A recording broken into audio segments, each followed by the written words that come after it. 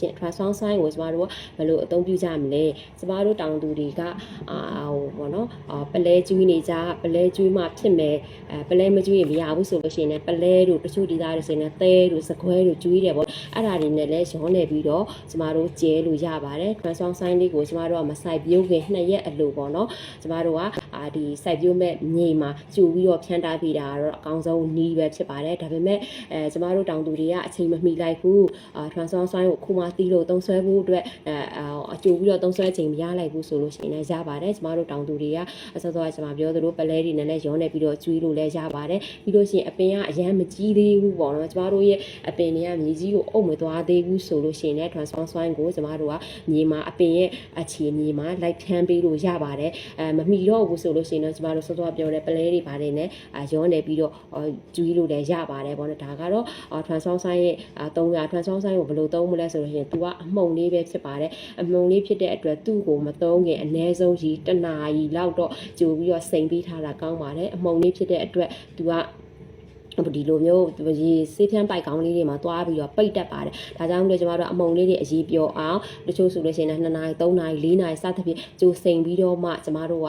ဆေးဖြန်းပုံထဲမှာရောပြီးတော့ဖြန်းပေးပါတယ်ဘယ်လိုမျိုးအသုံးပြုမဲ့ဆေးညွှန်းလေးရတော့ကျမတို့ကဒီလို transform တစ်ထုပ်ကိုဆိုလို့ရှိရင်ထိုင်းမှာဆိုလို့ရှိရင်9ဧက10ဧကသုံးပါတယ်ဒါပေမဲ့ကျမတို့ရဲ့မြန်မာပြည်ရဲ့မြေတွေကတော့အဲ့ဒီလောက်တန်းနေဒီတစ်ထုပ်ကို3ဧကအထိပဲသုံးခိုင်းပါတယ်ကျမတို့3ဧကသုံးမယ်ဆိုလို့ရှိရင်ကျမတို့အနည်းဆုံးကျမတို့စတီဇွန်မြင်းကောင်းစတီဇွန်မောက်မောက်လေးပေါ့နော်အဲ့ဒါဆိုလို့ရှိရင်ကျမတို့က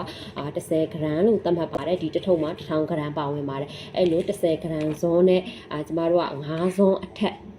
5ဇွန်ကနေ9ဇွန်10ဇွန်စသဖြင့်ကိုယ့်ရဲ့မြေအနေထားကိုကိုကအတီးဆုံးဖြစ်တဲ့အတွက်အဲ့ဒီလိုမျိုးကိုဘယ်လောက်ထိပမာဏထိသုံးသင့်တာလဲဆိုတာကိုကျမတို့ဝယ်တဲ့ကိုယ်စားလှယ်လေးနဲ့တိုင်ပင်ပြီးတော့သုံးလို့ရပါတယ်ဥပမာ9ဇွန်သုံးမယ်ဆိုလို့ရှိရင်ကျမတို့ကဘုံတစ်ဘုံထဲမှာ transform sign ကို9ဇွန်ထည့်တယ်ပြီးရင်ရေလေးနဲ့စိမ်ပြီးတော့ကျမတို့ကအရေကိုပြုံအောင်ထားပါတယ်ပြီးလို့ရှိရင်ရေ4ဂါလန်ဘုံနဲ့transform sign ရောဆက်ထားတာဖြော်ထားတာနဲ့ရောပြီးတော့ကျမတို့ကတဧကကို4ဘုံဖြန်းပေးပါတယ် transform sign ကိုအခုဖြန်းအခု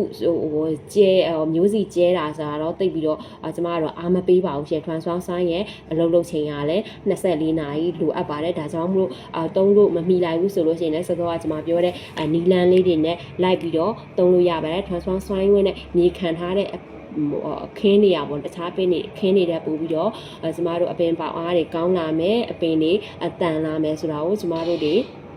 သုံးဆန်းနေတဲ့တောင်သူတွေလည်းလက်တွေ့တီးပြီးသူတို့ဖြစ်တယ်ကျမတို့နေလည်းဒီအရာကိုအာမခံနိုင်ပါတယ် transform sign ကိုသုံးပြခြင်းအဖြစ်မြေရဲ့ level တွေကပြန်ပြီးတော့အကောင်းစီရဲပြီးလို့ရှိရင်မြေမွတယ်မြေပွားတယ်ဥရတဲ့အသီးနှံတွေပေါ့မြေဘဲတို့ကျမတို့အာလူတို့ဂျင်းတို့ဆိုလို့ရှိရင်ပို့ပြီးတော့ဥရတာမြေမွတယ်မြေပွားတယ်မြေထဲမှာသူကအောက်ဆီဂျင်တွေ nitrogen တွေအဲ့ဒီဓာတ်တွေသူကအပြည့်အဝရတာဖြစ်တဲ့အတွက်ပို့ပြီးတော့အားကောင်းတယ်ပေါ့နော်ရေသွင်းပြီးတော့စိုက်ရတဲ့တောင်သူတွေနဲ့ရေသွင်းတဲ့ဒီ transform sign ကိုတချို့တွေဆိုလို့ရှိရင်လည်းရောထည့်ပြီးတော့အဲ့လိုမျိုးရေပြန်ဖောက်မချဘူးဆိုလို့ရှိရင်ကျမတို့ကအသုံးပြု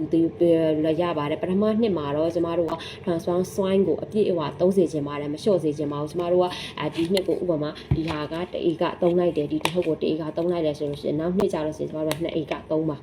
နောက်နှစ်ကြာလို့ရှိရင်3ဧက3မှာအဲ့ဒီလိုမျိုးလျှော့ပြီးတော့သုံးသွားစေခြင်းပါတယ်ပထမဆုံးနှစ်မှာဘာကြောင့်မလျှော့စေခြင်းတာလဲဆိုလို့ရင်ကျမတို့ရဲ့မြေတွေကမြေကျစ်နေတဲ့မြေမှာ